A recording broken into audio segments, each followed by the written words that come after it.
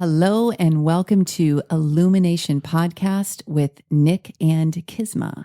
Today's topic is the secret of living in love.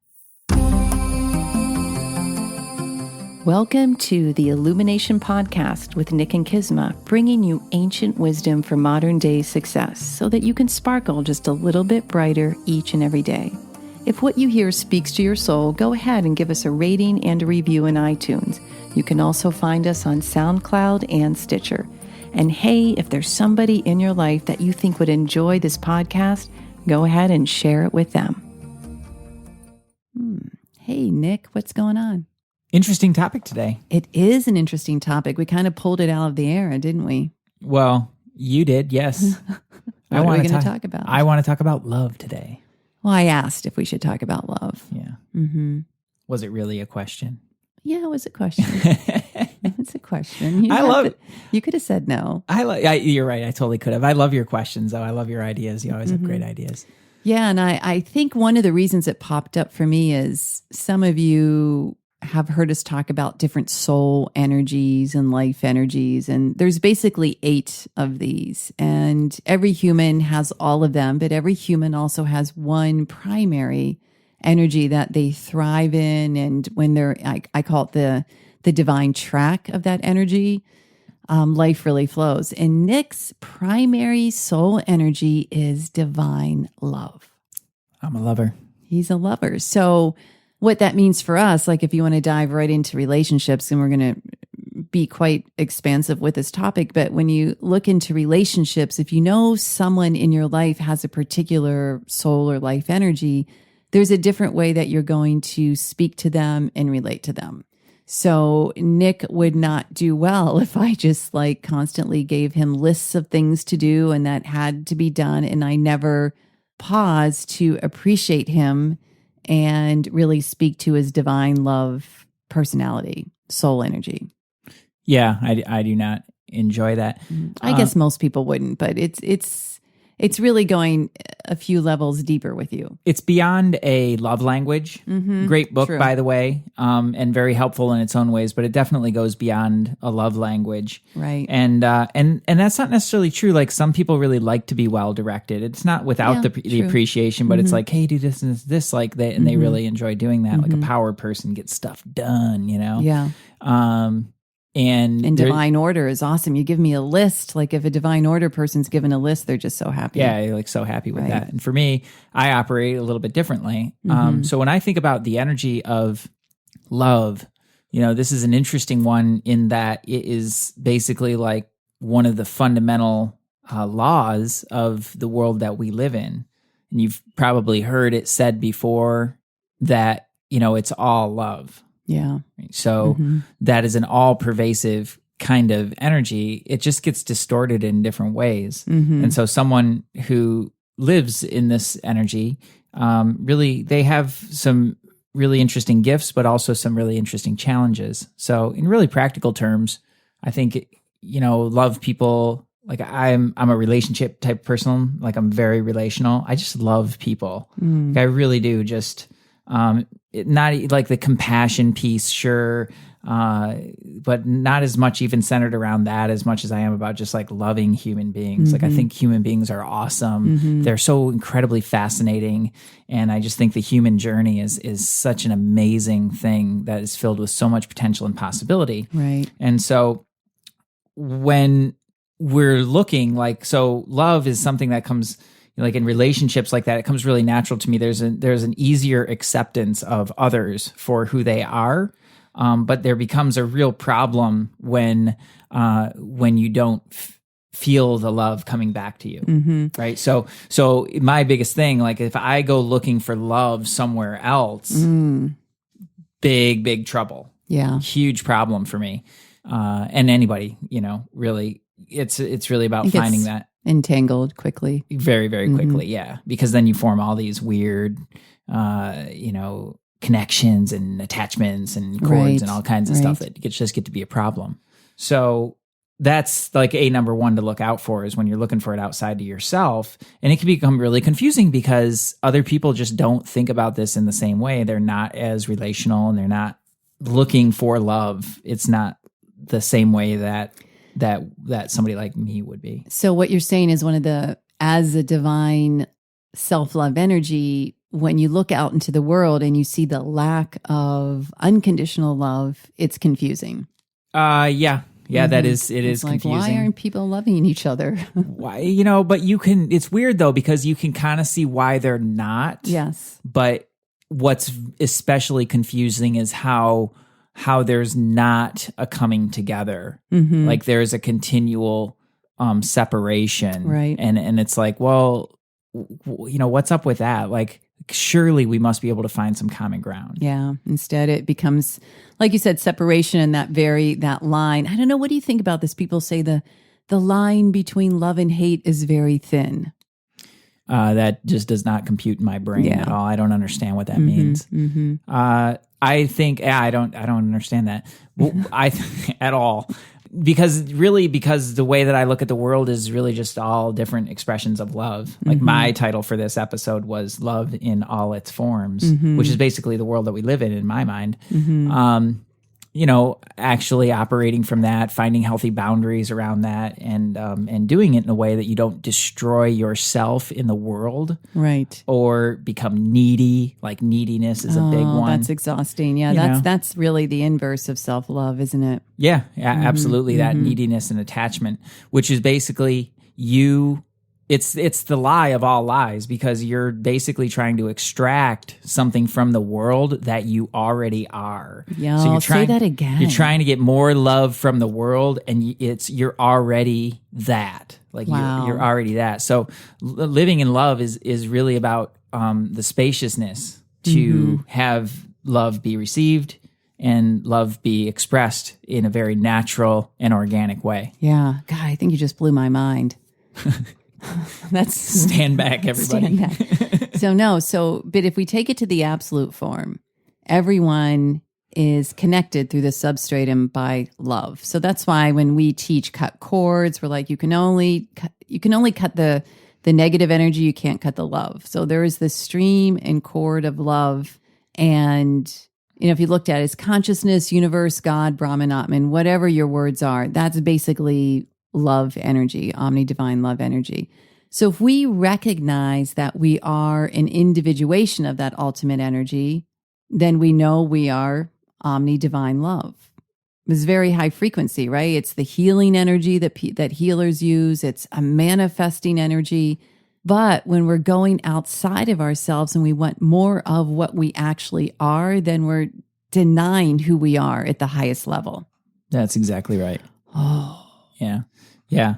That kind of brings us to, for me anyway, I can't speak for everybody, but I can only speak for myself and say that this is where self-love obviously becomes super important. But I get really confused with this conversation. We did an episode about this before, but it bears repeating, and I think even maybe going into a little bit of a different depth with it, is that mostly how self-love is being taught is like you have to like fill yourself up. You got to fill yourself up and then your cup runneth over and yada, yada, yada, which I totally get the concept. Like I really get it. And I appreciate it from a certain aspect, but I don't think it's that simple. Right. Because again, it puts you out of the truth that you already have it within you when you're trying to fill your cup up. Right. And it also... It was full, people. It's already full. It also becomes about the things that you do. So I'm going to go take a walk on the beach because that's my way of loving myself. I'm going to do like hours and hours of self-care every morning because that's how I love myself. And it becomes about all these little things that you do. And it's like, that's not really it. Which are still external. They're still external. And they're fine. Go walk on the beach and go get a pedicure and do whatever you got to do. Totally. I'm not saying those things aren't important. What I am saying is if that's your only method of feeling loved for who you are and really fully loving yourself, you're going to be spending a lot of time doing that, basically filling a bottomless pit. And eating a lot of ice cream late at night, I'll tell you that. a lot of ice cream. Yeah, I mean, it would just be, it's an endless journey. That is an endless journey. Yeah, right. And that's the whole point of it is the bottomless pit. So what do you do? So you can do things, so you can do these things for yourself because they feel good and they're fun and life is to be enjoyed. but this isn't true self-love. It's not, yes. And if it opens the gateway, because we talked about spaciousness. Yeah. And if it opens the door to have a little bit more spaciousness in your life so that you can let that flow, that's a really good thing. But you'd be surprised at how little of that you actually need when you have self-acceptance. Right. So to me, self-love is truly about just self-acceptance. Yeah. And this isn't unique to love people. It's true to everybody. And the biggest thing to that is Brené Brown talked about this, and I've seen it in so many other forms and just experienced it for myself, is self-judgment, blame, and shame. Ugh. And all of those things are basically the exact opposite of that. Yeah, chipping away at your soul. Yeah. So when you get into that, you're out of self-acceptance. Yeah. And that will absolutely destroy your love. Right. It puts a restriction on where that can flow within you. Oh, can you give an example on that? Because I think you're like, I must be ready to have my mind blown a few times today. You can tell, guys, I'm not divine. Self-love is not my energy. You're a very loving person. I am a loving person. Yeah. I love you. I love everyone listening. But can you give a little example on that? Well, if you're judging your body. Oh, correct. Right? Don't like the way that you look. Right? There's this little aspect of yourself that you are judging, ashamed of, etc.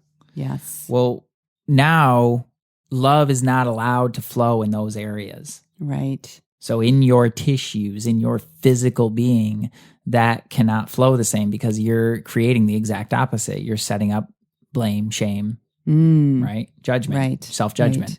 And then you turn that all into all these other areas. So that's one area. Now think about what that does to you on a cellular level. Right. Your body will hold on, and it will also it creates a restriction on the energy. So lethargy, tamasic feelings of just not being motivated, and then also physical disease. And then it gets into the mind games of like, well, I should be this, or I should be more motivated, or I should be doing that, and all these other things. And then it just takes it to another layer. Right. And now more and more of self-judgment, right? Turning around. This is really common with anybody who's done any level of personal growth. And the reason for that is because one of the first things that we learn in that realm is that it's all you, it's all coming from you, right? It's your choice, it's your decision. And so when you see yourself making bad choices or see yourself not doing the things that you think you're supposed to be doing, then immediately you start to judge yourself. I'm bad, I'm not good enough, I'm not doing it, or I can't, or like whatever these things are. Right. And then you bounce back and forth between blaming yourself and blaming the world and blaming yourself and blaming the world, and you're stuck in this endless cycle. Right. All based on what? Judgment. Yeah. The opposite of love. Right. Where when you start, let me say not when, it's not like there's an end game to it. I mean, maybe there is, but if there is, I haven't hit it, of like when you fully accept yourself. But I'll say it like this, as you more fully accept yourself, there is more a sense of allowing. Yes. And that allowing not only lets the love energy flow, but it just lets energy flow all over in your life. So energy just flows more naturally in your life. Right. Because we know if there's energy that's entangled or twisted or, it's kinked off like in a garden hose in one area, it's going to affect every other area. Yeah, totally. And so that's why. Oh, okay. What?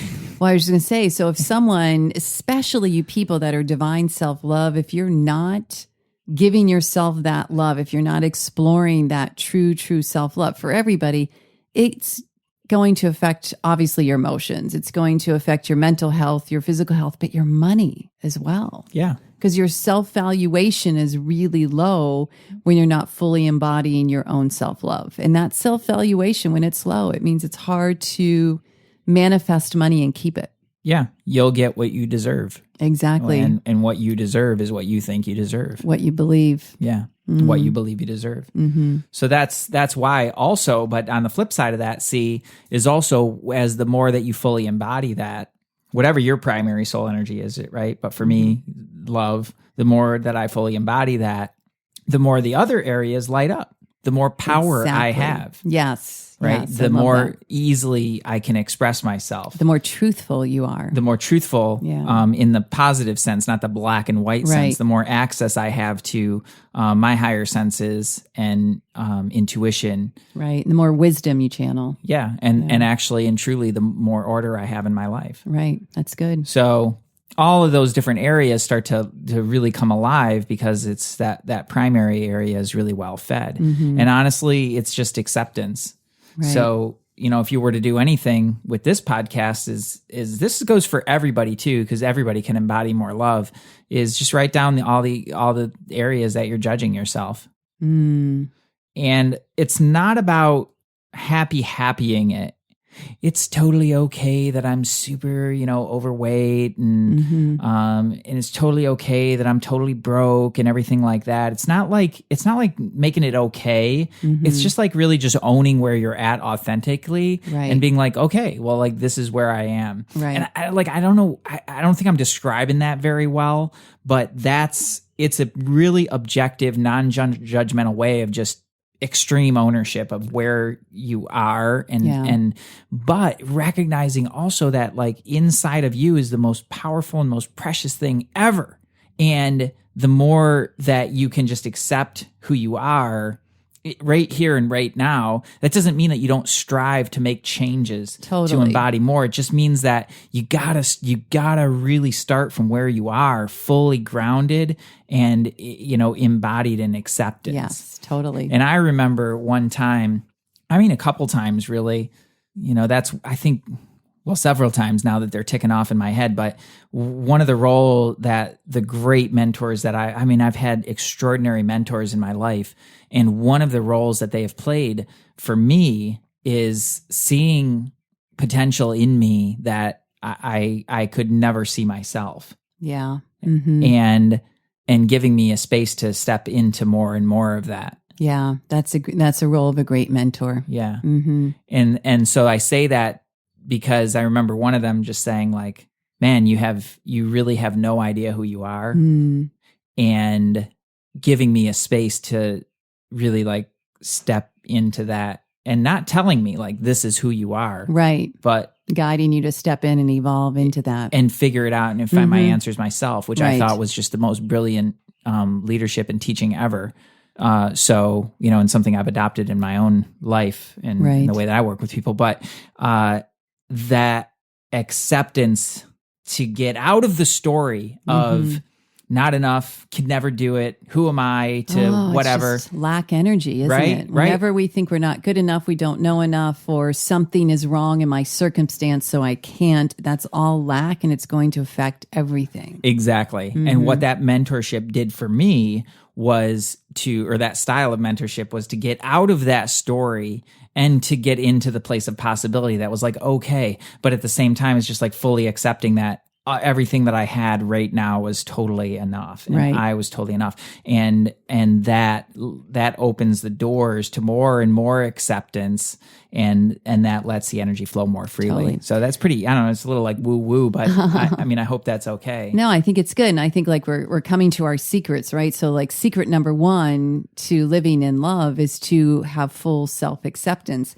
Again, that's not complacency, people. So it's not like, well, I'm just going to watch reruns of Law and Order all day and accept that I'm, 50 pounds overweight. No, like go work out, take care of your health, do something, evolve, do good things in the world, right? And then, but accept yourself when you do have those days of watching reruns of Law and Order. You just got to kind of call it. You just got to call it. It's a rerun day. People, I'm going in. I totally did that. Yeah.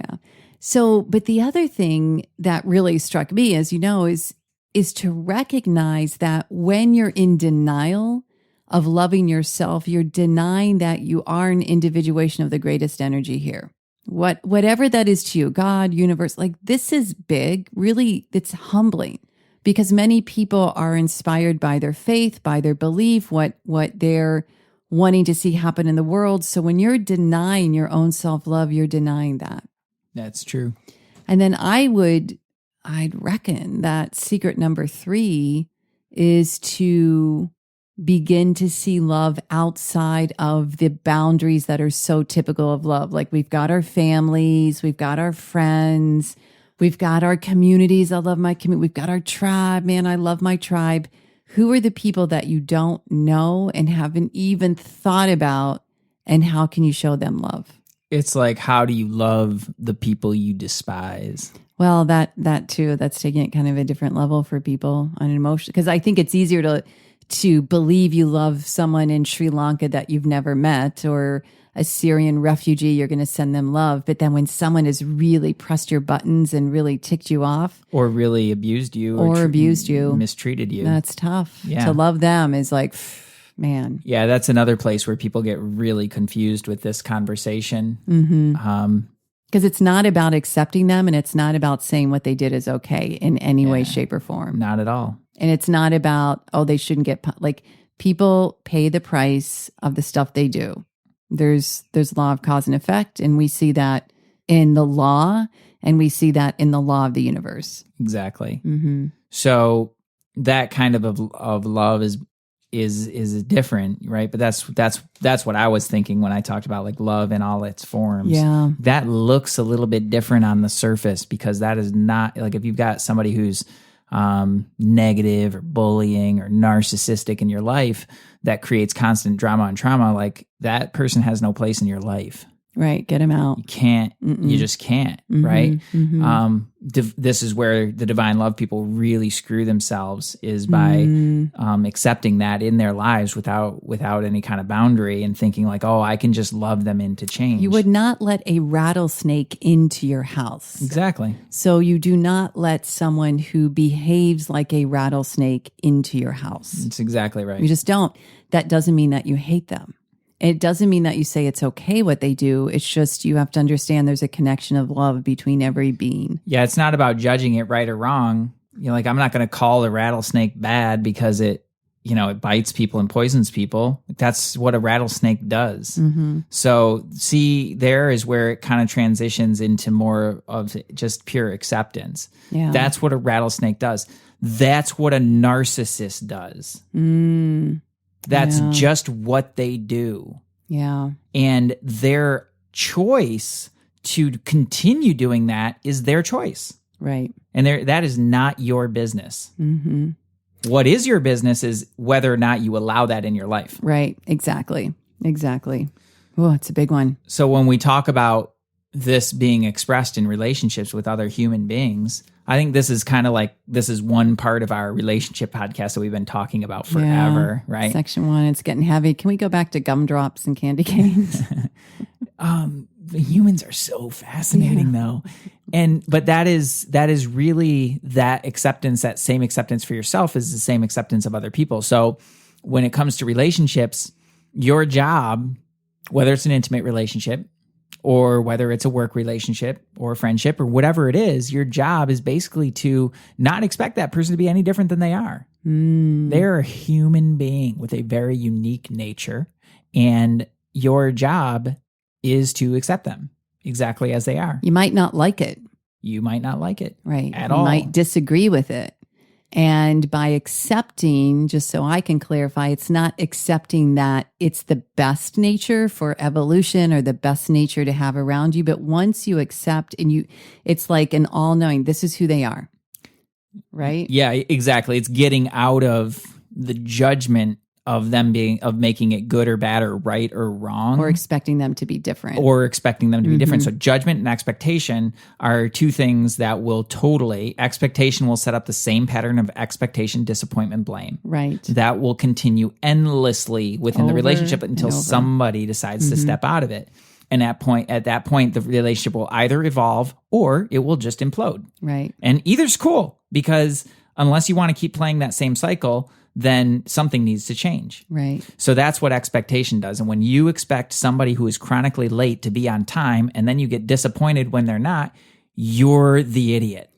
You're the one that's disappointing yourself. Exactly. Because they're the rattle. Well, I don't know what they're the turtle. The turtle. They're the turtle. They're not the rabbit.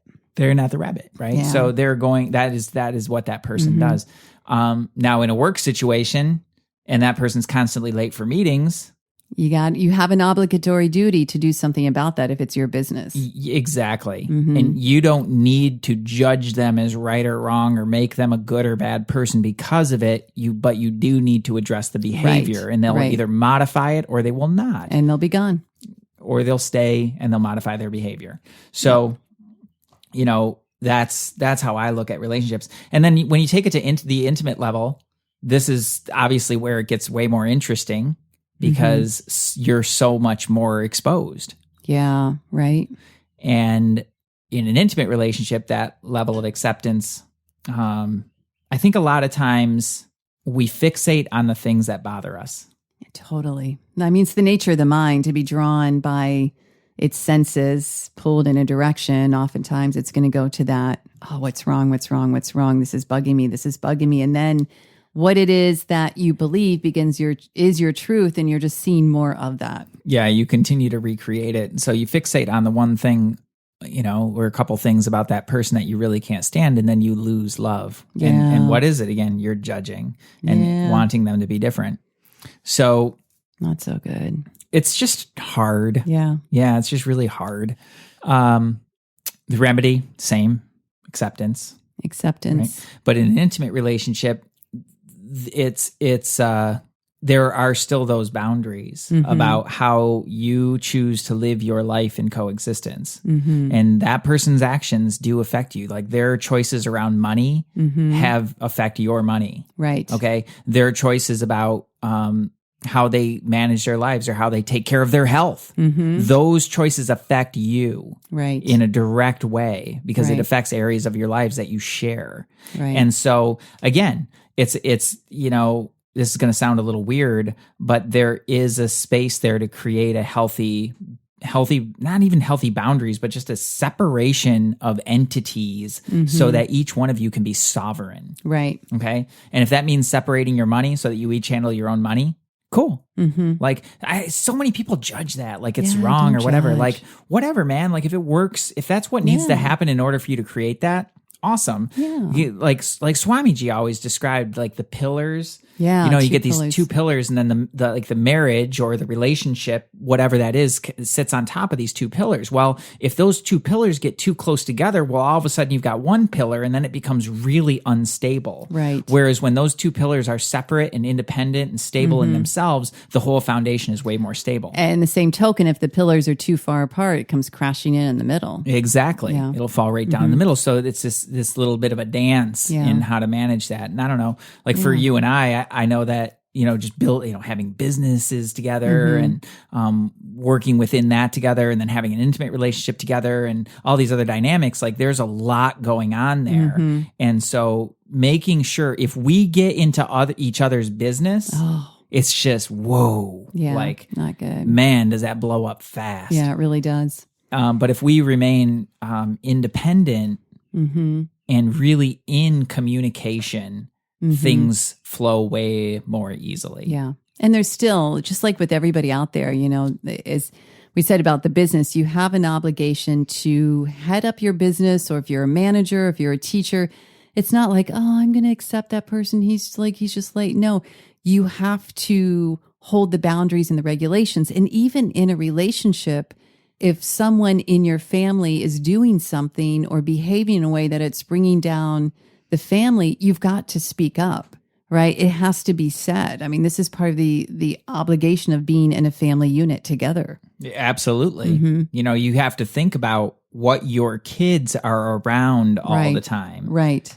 Right. And the same in a business. If you've got one person in the group who's a constant downer and a poison pot, right, think about what that does to everybody else. Right, exactly. Okay. And this is just leadership. This is you stepping into your life as a leader to declare and to determine what is acceptable. Exactly. In your space. And I think that's something that a lot of people just don't do, is they don't take full ownership over what's in their reality.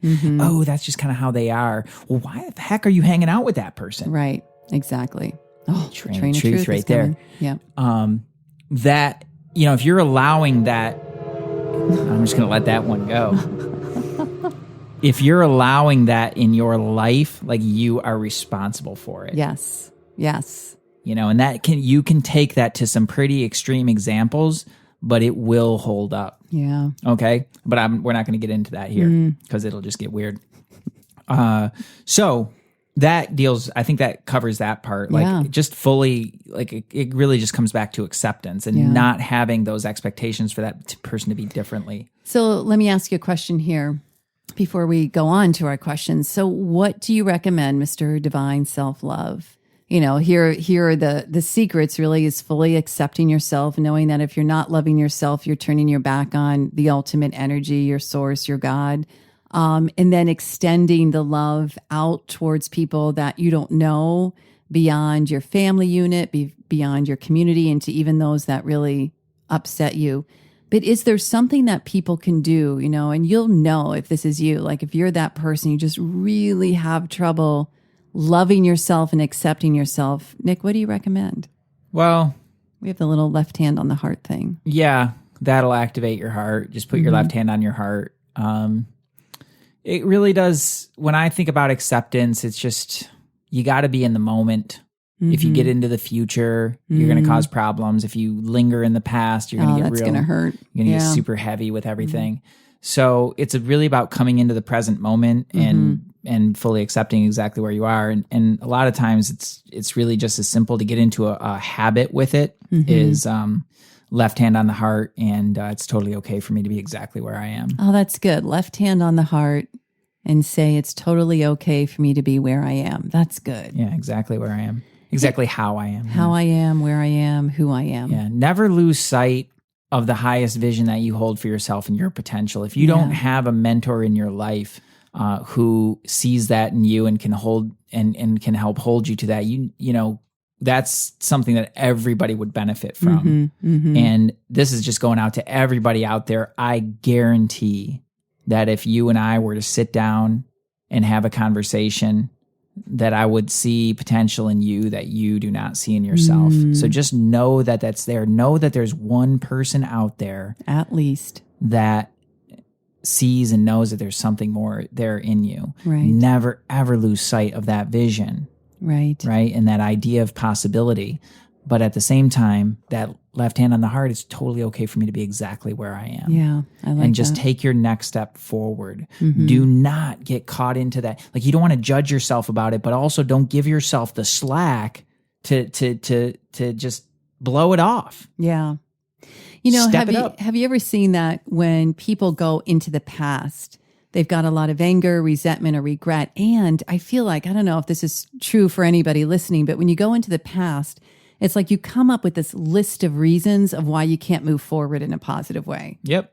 Yeah, totally. And that's just going to blow it, everyone. So leave the reasons in the past, present to the present moment, omni-divine self-love, and look at what an amazing life you have and how much more amazing you can make it.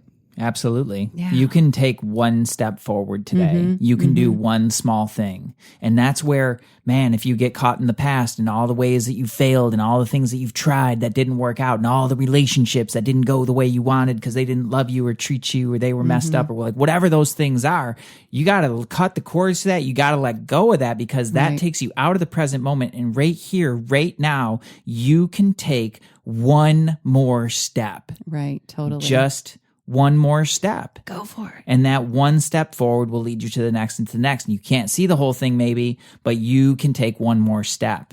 And that is one more step into acceptance. And that's one more step into love. And that's one more step towards that highest version of yourself that you, even if you can't fully see it, you can see one small piece of it. It's a you that's fitter. It's a you that's smarter. It's a you that's more loving and more kind. Having more fun. And more fun and joyful. Like so important, right? Enjoying life. It's the you that has all of those things. Like you can if you can imagine those things, they are totally within you. And it's about just taking that one more step. Totally.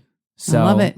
Self-love, like love does not always feel loving. Yeah. And that little kick in the ass. Yeah. Can really go a long ways. You really can. You just do it with love. Just don't beat yourself up. Yeah. Remember when we were doing the challenge and we really started. I did not do the challenge. That's right. I did the challenge. I'm going to get back to that too, actually. I know, that was amazing. But remember how there were some things that came up with people that were in it about like, oh, well, I don't want to do this because I'm just going to wind up beating myself up. And I've been beating myself up my whole life and stuff. And I'm like, great awareness, right? Really good point. But really, this is about doing it differently. Right. You can push yourself with love. Yeah. Again, when you go to the past, you're finding these reasons to not move forward in something. Oh, yeah. Interesting, that's right? a whole nother podcast. So I think that's part one of relationships and definitely some good things to think about with love there. Definitely send us your questions. Totally. info@sourcemovement.com. Let us know what you think about that. I know that there's going to be questions about, well, there's this other, I'm on the growth path and my partner is not. And how do I handle that?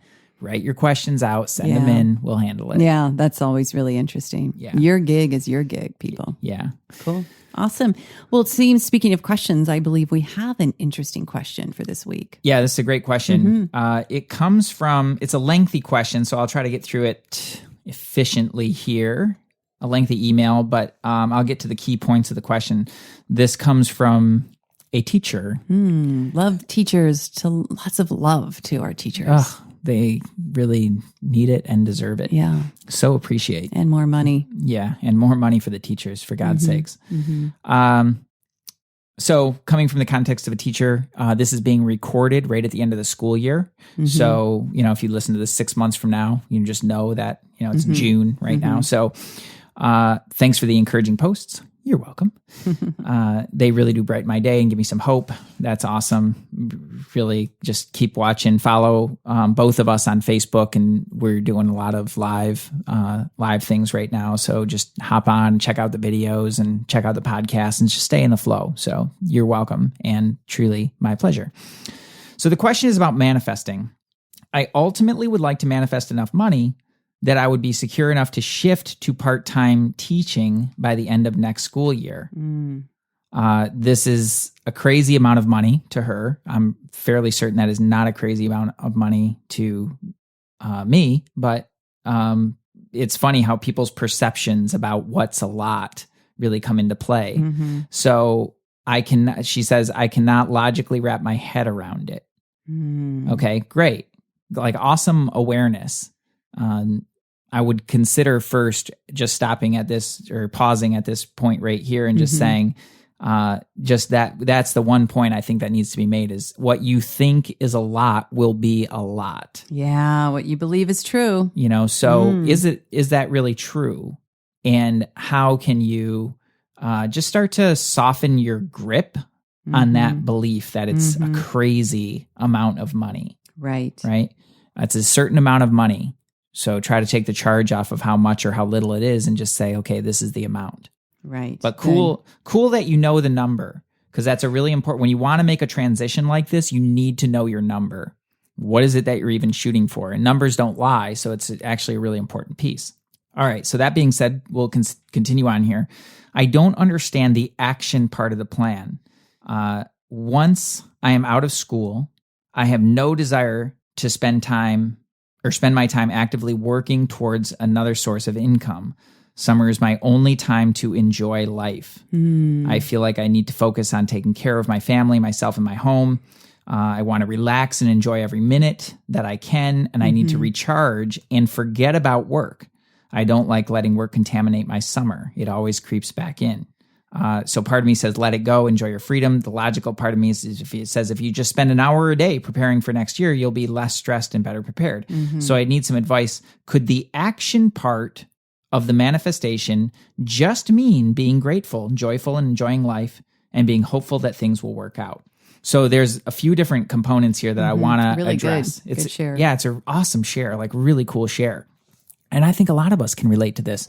We go hard, man. Like we run fast and we're trained into a way of thinking that says work, stop, work, stop, work, and just endlessly, whether it's your 5-day work week or like the teachers, especially as more and more responsibility is put on them, they're basically working 6-7 days a week and really busting it out so that they can enjoy the summer. And that's just a longer cycle of the same thing. Right. So that is what we're trained into. Work, work, work, stop, vacation, right? Right. And that sets up a traumatic pattern in your life. Yeah, totally. Because as a business owner, getting that machine cranking again once you stop is super freaking painful. It really is. And so really, I think in terms of momentum, and I'll be honest, in my own experience, this started more as the fear of having to start it back up again. That was one of the things that really helped to keep me in forward motion, is like, oh man, like I don't care what happens. I do not want to have to crank this up from dead stop again. So let's go. And I know a lot of people in the speaker and coaching industry run into that with the launch cycle, the live event cycle, things like that. So it expresses in lots of different ways. They're just different cycles, but it's the same thing as the stop, start thing. It's just death. So for me, thinking about, like, it was really a fear that propelled that, of like, I'm not going there again. So as you look at this, the action part, to answer real directly, could the action part of the manifestation being grateful, joyful, enjoying life, and being hopeful that things will work out? So the short answer to that is no. Right. That is not an action. That can be more of a result of a manifestation. Enjoying life, relaxing. Yeah. Right. But those are not actions that will lead you to your goal. So you have a conflicting goal here. You want to manifest enough money that teaching is going to be, you can go part-time with it. Well, that's going to require either creating another income for yourself or finding another job that will pick up the slack. And I'm a fan of everybody being the master of their income. I believe that is the most secure way for you and your future. Because when people make a bad bet on companies that they're going to take care of them and look out for them, and that is not the world that we live in. That company can get bought and sold and fold. Totally. They can decide that you're just not a fit there anymore, and you're out of a job and you're out of an income. So I'm a firm believer that the most secure way is to be the master of your own income. However, that being said, I don't necessarily think that everybody's cut out to go do that from this place. So whether it's another job or whether it's another income that you create, you need to, there are actions, tangible actions outside of being happy and enjoying your life. Those are great things, by the way, but tangible actions outside of that to create new opportunities and to act on new opportunities to either find a job or create more income for yourself are required. Yeah. I want to know what this human loves doing, like what brings her joy and happiness, because you guys, you'd be surprised. Like, if there's something you love doing, there's a way to monetize it. Absolutely. If you want to, if you desire, there really is.